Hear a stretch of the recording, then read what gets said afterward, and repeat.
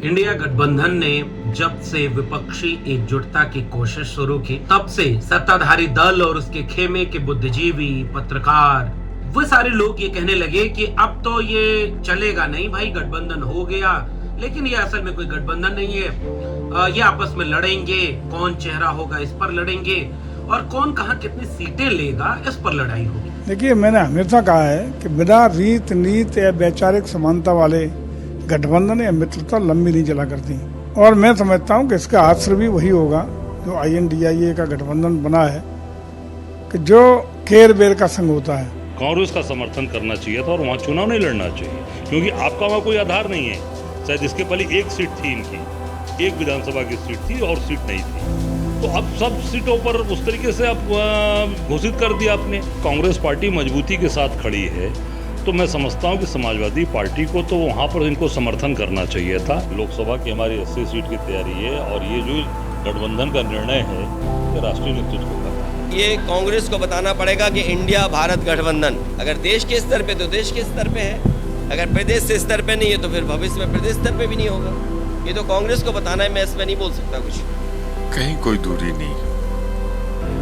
सीटों के बारे में आपस में बातचीत चलती रहती है, विचार अलग अलग होते हैं, तभी तो बातचीत होती है। कार्यकर्ताओं का दबाव, स्थानीय लोगों की मांग, ये विभिन्न दलों में आती है, कोई नई बात नहीं है। और जो ये समस्याएं आती हैं मिल बैठकर सुलझा भी ली जाती है, तो ये तो बहुत दिन बाकी आने दीजिए। हम लोगों का यथासंभव प्रयास हर प्रदेश में है कि हम प्रदेश में भी वोटों का बंटवारा रोकें। लेकिन इसको लेकर के विपक्षी गठबंधन की एकजुटता ने बहुत व्यवहारिक तरीके से, बहुत तालमेल बना करके, चाहे वो नीतीश कुमार हो, चाहे ममता बनर्जी, अरविंद केजरीवाल हो, या अखिलेश यादव से लेकर के DMK हो, इन सारी पार्टियों को कांग्रेस के साथ अलायंस करते हुए जोड़ने की कोशिश की गई। इसने असर पैदा किया। प्रधानमंत्री तक ने इसे घमंडिया से लेकर इंडी गठबंधन तक कहना शुरू कर दिया। इसका मतलब यह था कि ठीक ठाक असर हुआ, चोट सही जगह पर पहुंची।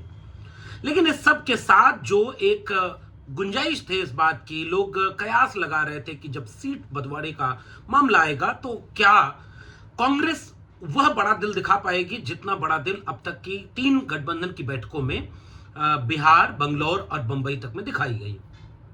और इसमें एक पेच फंसता दिख रहा है हाल ही में, जब समाजवादी पार्टी और कांग्रेस के बीच मध्य प्रदेश के विधानसभा चुनाव में गठबंधन नहीं हुआ और उसके बाद से लगातार बयानबाजी का दौर चल रहा है। दोनों पार्टियों की तरफ से आरोप प्रत्यारोप लगाए जा रहे हैं। समाजवादी पार्टी की तरफ से तो उसके मुखिया अखिलेश यादव ने सीधा हमला किया कि कांग्रेस एक बार तय कर ले कि उसे प्रदेश में गठबंधन करना है या नहीं करना है, उसके मुताबिक फिर काम किया जाएगा। क्योंकि हमारी तो 1 बजे रात तक कमलनाथ, दिग्विजय सिंह और रणदीप सुरजेवाला, इन सारे लोगों से लगातार बात हो रही थी कि इस पर सीट शेयरिंग हो जाए। लेकिन ऐसा क्या पेच हुआ कि वह बात किसी अंतिम परिणाम पर पहुंचे, इसके पहले ही उधर से कांग्रेस की तरफ से उन सारी सीटों पर भी कैंडिडेट घोषित कर दिए गए जिसको समाजवादी पार्टी गठबंधन में मांग रही थी। असल में देखिए, पूरे गठबंधन का खेल ही यही होता है। आपको याद होगा कि आजाद समाज पार्टी जो चंद्रशेखर आजाद की है, उससे 2022 के चुनाव में आखिरी वक्त में जाकर के गठबंधन टूटा और लगातार ये कोशिश थी कि आपकी तरफ से कितनी मांगी जा रही है, उनकी तरफ से कितनी मांगी जा रही है। 22 के चुनाव में अखिलेश यादव ने एक बड़ा अम्ब्रेला बनाने के लिए तमाम लोगों को कुछ अपनी शर्तों पर, कुछ उनकी शर्तों पर गठबंधन करने में कामयाबी हासिल कर ली थी। और उसका असर यह देखा कि अगर अंदर खाने खेल न होता, अगर तमाम तरह की ऐसी चीजें जो लोकतंत्र को कमजोर करती हैं वो न की गई होती, तो 22 का चुनाव तो बीजेपी हार गई थी। लेकिन अंतिम परिणाम अखिलेश यादव के पक्ष में नहीं आया। लेकिन गठबंधन की जो दाव पेच है उसको सारे राजनीतिक दल बखूबी जानते हैं। और जब भी इस तरह के गठबंधन की बात होगी तो उसमें सबसे बड़ा सवाल सीटों के बंटवारे का ही होता है। सैद्धांतिकी पर गठबंधन बन जाएगा, मोटे तौर पर मुद्दों पर सहमति बन जाएगी कि हाँ भाई, जाति जनगणना करना है तो करना है, ओबीसी को हक मिले, तो कांग्रेस की तरफ से यह बयान आएगा कि हमसे गलतियां हुई, हम महिला आरक्षण में कोटा विद इन कोटा नहीं किए। हम मंडल कमीशन का विरोध किए, हम जो है 2010 की जातीय जनगणना को 1948 के सेंसस एक्ट के तहत नहीं कर पाए, ये सारा कुछ हुआ। लेकिन इस सब के बावजूद जो आज कांग्रेस खड़ी है, खासकर राहुल गांधी और मल्लिकार्जुन खड़गे के लिहाज से कहें तो वो अपनी गलती को मान रहे हैं और कह रहे हैं कि नहीं भाई अब तो इसी ग्राउंड पर पॉलिटिक्स होगी। समाजवादी पार्टी अब सामाजिक न्याय की बात मुखर होकर करती है। ये सैद्धांतिक रूप से तो इसके पार्टी के व्यवहार में रहा, और जब तक नेताजी के हाथ में कमान रही वो शिद्दत से सड़क पर आंदोलन करने से लेकर मुद्दों पर खुल करके, चाहे वो सांप्रदायिकता से टकराना हो, चाहे वो सामाजिक न्याय का सवाल हो, नेताजी ने अपनी एक लकीर खींची और नेताजी ने बहुत बड़े तबके को पॉलिटिकल रिप्रेजेंटेशन देते हुए सामाजिक और आर्थिक बदलाव ला करके उत्तर प्रदेश की राजनीति को बदल कर रख दिया। वही काम माननीय कांशी राम ने अपने पूरे 85% समाज के लिए किया, लेकिन बसपा ने खासकर दलित समुदाय में एक चेतना पैदा की और एक बदलाव आया। अब आज बीच के तमाम उठापटक के बाद समाजवादी पार्टी और उसके मुखिया अखिलेश यादव सीधे सामाजिक न्याय की बात करते हैं, जातिवार जनगणना पर मुखर होकर बोलते हैं और अपने प्रशिक्षण शिविर से लेकर के तमाम जगहों का थीम लाइन उन्होंने जातिवार जनगणना रखी है लोक जागरण अभियान के तहत। पीडीए जैसे एक रेडिकल स्लोगन के जरिए वो अपने कोर वोट कॉन्स्टिट्यूएंसी को फिर से रिकंसाइज करना चाह रहे हैं, पिछड़ा, दलित और अल्पसंख्यक। तो कांग्रेस और समाजवादी पार्टी में इस बात पर सहमति बन गई कि हम अगर बीजेपी को नहीं हराएंगे, संविधान नहीं बचेगा, तो हम भी नहीं बचेंगे। हम देश बचाना चाहते हैं, हम सेकुलर डेमोक्रेटिक कंट्री बनाना चाहते हैं, इस सब पर सहमति बन गई। हमारी एकजुटता के मुद्दे क्या होंगे? तो जातिवार जनगणना होगा, पीडीए होगा, वंचित शोषित लोगों का हकदारी होगी, निजीकरण के खिलाफ हम बोलेंगे, हम महंगाई के सवाल को उठाएंगे, हम बेरोजगारी पर हमला करेंगे, हम किसान मजदूर का सवाल उठाएंगे। तो मुद्दों में भी सहमति बन गई, लक्ष्य में भी सहमति बन गई। तो सीट का बंटवारा क्या वाकई ऐसा पेचीदा हो गया? क्या कांग्रेस 3-4 सीटें नहीं दे सकती थी? क्या समाजवादी पार्टी कुछ नरम रुख अख्तियार करके उस बड़ी एकता की गुंजाइश नहीं तलाश सकती थी? इसका विश्लेषण करते हैं। असल में देखिए, राजनीति बहुत सैद्धांतिक चेहरे की लिबास में, सैद्धांतिक चेहरे के भीतर एक व्यवहारिक कूटनीति का नाम है। इस बात को समझा जाए। सैद्धांतिकी, अगर आप आदर्श राजनीति की बात करेंगे तो वो रीढ़ होती है, विचारधारा। कांग्रेस को इसका नतीजा भुगतना पड़ा क्योंकि उसने कई तरह की विचारधाराओं का तालमेल बनाया। तो जब जिस दौर में प्रगतिशील विचारों के लोग मजबूत हुए, प्रगतिशील निर्णय लिए गए। जब दक्षिणपंथी विचारों के लोग कांग्रेस में मजबूत हुए, कांग्रेस मंदिर का ताला खुलवाना और तमाम फैसलों में फंस गई।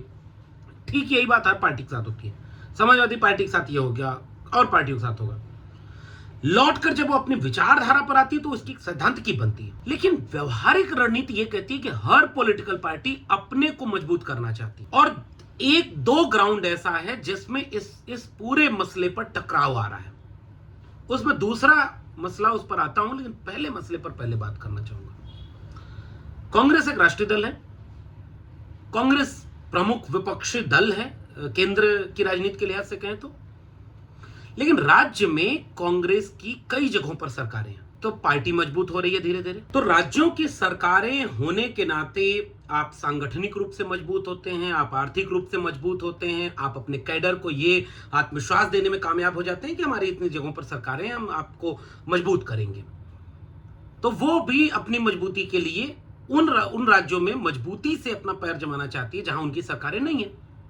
लेकिन क्षेत्रीय दलों की सरकार मान लीजिए है, तो वो दूसरी रणनीति बनाएंगे। जैसे नीतीश कुमार की रणनीति अलग होगी, अरविंद केजरीवाल की अलग होगी, ममता बनर्जी की अलग होगी। 2017 से समाजवादी पार्टी विपक्ष में है और उसकी कोर कॉन्स्टिट्यूएंसी यूपी है। तो अगर उत्तर प्रदेश में वो ताकत से लड़ रही है और अपने कैडर को आत्मविश्वास देना चाहती है, यह भी उसकी कोशिश रहेगी कि आसपास के उन राज्यों में अगर वो चुनाव नहीं लड़ेगी या तालमेल नहीं बना पाएगी तो अपने कैडर को आत्मविश्वास कैसे देगी कि हम मध्य प्रदेश में एक जमाने में 6 विधायक रहे हैं। 2018 के चुनाव का अगर बात करें तो 1 विधायक रहा और 6 जगहों पर दूसरे पायदान पर समाजवादी पार्टी है, तो क्यों उसे छोड़ दिया जाए? तो अपने तो लड़ेंगे, लेकिन जब इंडिया अलायंस बन करके कोशिश की जा रही थी कि सबको मिलाकर लड़ा जाए, तो कांग्रेस से नेगोशिएशन चल रहा था। तो दोनों के अपने तर्क हैं। पार्टी अपने को मजबूत करना चाहेगी और उसके लिए वो उन जगहों को क्यों छोड़ेगी जहां उनका एक जनाधार है, और उसका आंकड़ा ये कहता है कि एक बार जब उस विधायक की जरूरत पड़ी तो कांग्रेस का साथ दिया उसने, फिर जरूरत पड़ी तो कांग्रेस का साथ दिया। अब कांग्रेस के जो प्रदेश अध्यक्ष उत्तर प्रदेश के अजय राय, उनका बयान आ रहा है कि भाई वो तो था, वो भी बीजेपी में चला गया।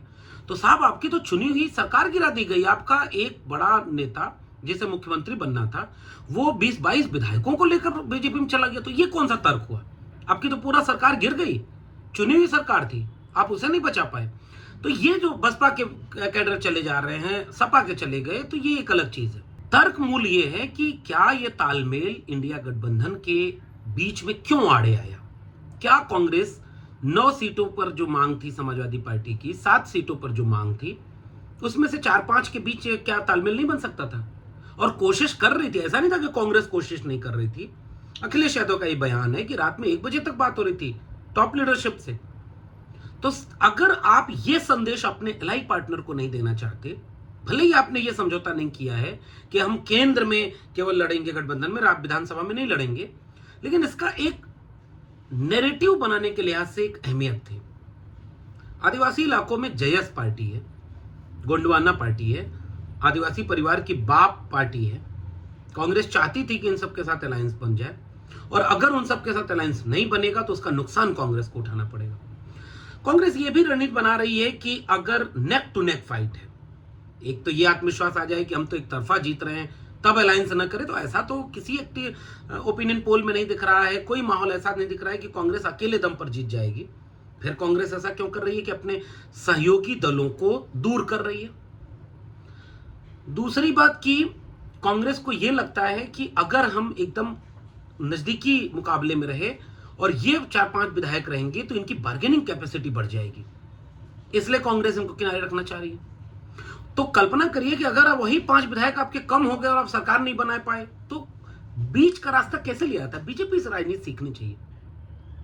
वो तो अपने गाली देने वालों को अपने खेमे में ले आ रहे हैं। इसका मतलब यह है कि एक नया विमर्श इस समय खड़ा हो रहा है, जो ये दिखा रहा है कि अगर सीट शेयरिंग को लेकर के कांग्रेस पार्टी दिल बड़ा नहीं करेगी, और दूसरा जो मूल बिंदु था जिस पर मैं अब आ रहा हूं, कोई भी राष्ट्रीय फलक पर राजनीति करने वाला दल, चाहे वो भारतीय जनता पार्टी हो चाहे कांग्रेस, कभी भी ये नहीं चाहेंगे कि क्षेत्रीय दल मजबूत हो। और खासकर कांग्रेस को अक्सर ये लगता है कि भाई आजादी के बाद तो ये सब हमारी जमीन थी, इसमें से बंटवारा हो गया, ये यहाँ चले गए क्षेत्र में, ममता बनर्जी उधर, शरद पवार इधर, मुलायम लालू इधर, उसके बाद फिर डीएमके उधर। जैसे लगता था कि कांग्रेस को लगता था कि ये पूरी जमीन तो हमारी थी, आज कोई और जोत रहा है। इस वाले ठसक से उसको बार बार ये लगता है कि जब तक उत्तर प्रदेश में हम कब्जा नहीं करेंगे, जब तक बिहार में हम नहीं आएंगे, जब तक हम बाकी जगहों पर नहीं आएंगे, तब तक हमारी लड़ाई कमजोर हो जाएगी। तो कांग्रेस देश बचाने के साथ साथ संगठन बचाने लगती है, और क्षेत्रीय दल तो ये करेगा भाई, उसका एक कंस्टिट्यूएंसी है, आप उसको वहां भी कमजोर करके चाहेंगे कि वो आपके देश बचाने में साथ आए, तो वो क्यों ऐसा करेगा? अब इसका दूसरा तर्क मेरा सुनिए। तकरीबन 250 सीटें लोकसभा की ऐसी हैं जिसमें कांग्रेस वर्सेस बीजेपी 1 to 1 है, उसमें दूसरा कोई नहीं। और इस पर बात हो रही थी इंडिया गठबंधन में, आप 400 सीटों पर लड़ करके 40 जीते, या आप 250 सीटों पर लड़ करके 150 जीते। व्यवहारिक रणनीति कौन सी कही जाएगी? कांग्रेस पार्टी को यह लगता है कि भाई क्षेत्रीय दल ही हर जगह बार्गेन करेंगे, तो कल को आम आदमी पार्टी भी हमसे बार्गेन करेगी, कल को जो है टीएमसी करेगी। तो भाई वो उनकी कॉन्स्टिट्यूएंसी है, वहां वो लीडिंग रोल में है, और आपको उनकी शर्तों पर समझौता करना होगा। जैसे मध्य प्रदेश में आपकी शर्तों पर एक गठबंधन होना था, और यह गठबंधन होना चाहिए था। एक मैसेज भी जाता, एक तालमेल भी जाता कि आप इस पूरे खेमे को साथ लेकर चलना चाह रहे हैं। 250 में से 150 सीटें जीत जाए। अक्सर कांग्रेस को यह लगता है कि जैसे ही वो मजबूत होने लगती है, वो उसको लगता है कि बाकी को फिर छोड़ो, किनारे करो। याद करिए इंडिया गठबंधन में जो गर्माहट थी 3 बैठकों के आसपास, फिलहाल वो शांत नहीं लग रही। कांग्रेस कहेगी कि भाई हमारे नेता विधानसभा चुनाव में व्यस्त हो गए हैं। तो अलायंस में तो सब लोग मिलकर थे, आपको दो रिप्रेजेंटेटिव वहां रखने थे, वो प्रेस कॉन्फ्रेंस करते, इंडिया गठबंधन की रणनीति बनती, जो वो साझा रैली मध्य प्रदेश में होनी थी, जो कमलनाथ की वजह से नहीं हुई, जो महाराष्ट्र में फिर चली गई। कहां गई वो साझा रैली? और ये सवाल का जवाब कांग्रेस को देना पड़ेगा। विश्लेषण ये भी कहता है कि कांग्रेस भीतर भीतर यह भी सोचती होगी कि इन 5 राज्यों में से 3 या 4 में अगर हम जीत गए तो हमारी बार्गेनिंग कैपेसिटी बढ़ जाएगी, फिर हम अपनी शर्तों पर लड़ेंगे। और उसके मन में हमेशा ये रहता है कि क्षेत्रीय दल कमजोर होंगे। बीजेपी भी यही कहती, बीजेपी उसे धर्म के नाम पर और कांग्रेस उसे इस नाम पर ग्राउंड पर बनाना चाहती। ये एक टसल है जो क्षेत्रीय दलों के खिलाफ है। लेकिन एक बात कांग्रेस के थिंक टैंक को समझ लेनी चाहिए कि अगले 20-25 साल में अभी आप क्षेत्रीय दलों को खत्म कर दें या कमजोर कर दें, ऐसा तो होता हुआ नहीं दिख रहा है। क्षेत्रीय दलों का उभार ही इस बात से हुआ क्योंकि वो उस पूरे अपने राजनीतिक जमीन पर उन बातों का प्रतिनिधित्व करते हैं जिन बातों को राष्ट्रीय दलों ने छोड़ दिया या उन्हें तवज्जो नहीं दी, इसलिए इनका उभार हुआ। और ये एक जमीनी उभार होता है और इसलिए इनकी पकड़ अपने अपने इलाके में बहुत मजबूत होती है। तो ये पूरा रणनीति क्या इंडिया गठबंधन को कमजोर करने की दिशा तक पहुंच जाएगी? क्या यह जो दुराव बना है, इस दुराव को पाटने के लिए फिर से कांग्रेस पार्टी और समाजवादी पार्टी, क्योंकि अगर आज ये तालमेल नहीं बना तो अखिलेश यादव तो कह रहे हैं भाई कि उत्तर प्रदेश में आप आएंगे तो हम बार्गेनिंग की जगह पर खड़े हैं, बिहार में आप जाएंगे तो आरजेडी जेडीयू है, आप पंजाब और आप दिल्ली में आएंगे तो आम आदमी पार्टी है, बंगाल में जाएंगे तो टीएमसी है। तो आप ये सोचें कि वही शर्त तो नहीं चलेगा। इसलिए मुझे लगता है कि एक बड़ा दिल दिखाते हुए, और जब भी बड़े दिल की बात होती है तो जो बड़ी पार्टी है उसको ये बात सोचना चाहिए कि उसको जितना अपना संगठन मजबूत करना है, जितना अपनी पार्टी मजबूत करनी है, उतना उसे ज्यादा मजबूत करना होगा। अगर इस तर्क पर देखेंगे तो क्षेत्रीय दलों को, और वो क्यों ना मजबूत करें अपने को, लेकिन दोनों मजबूत हों इसके लिए बीच का रास्ता निकालकर इंडिया गठबंधन बना है। और उसको बनाने के लिए कुछ ऐसी रणनीतिक चाल चलनी चाहिए थी जहां कांग्रेस चूक गई है। दोनों तरफ से बयानबाजी शुरू हो गई है, ये खाई बढ़ती जाएगी। आपको क्या लगता है एक विधानसभा चुनाव खत्म होगा दिसंबर लास्ट तक जाते आते, फिर आप कहेंगे नहीं नहीं आओ भाई सब लोग एक हो जाओ, लोकसभा में मिलकर लड़ना है? तो फासले अगर इतने बढ़ गए और बढ़ते जा रहे हैं, बयानबाजी अब देख लीजिए, 80 सीट पर वो लड़ रहे हैं, 80 पर हम लड़ रहे हैं, 80 में वोट शेयर कितना है? अगर समाजवादी पार्टी कल को कह दे कि हम पूरा विधानसभा चुनाव मध्य प्रदेश में लड़ेंगे, कल को कांग्रेस कह दे 80 की 80 सीटों पर हम यूपी में लड़ेंगे, लड़ो भाई। लेकिन इसका लाभ फिर यह होगा कि बीजेपी कामयाब हो जाएगी कि उसको पता था कि सारे लोग एक नहीं होंगे। इसलिए एक अगर करना है तो मुझे लगता है कूटनीतिक रणनीति ये कहती है कि अंतिम तौर पर सबको साथ लेके चलना चाहिए था।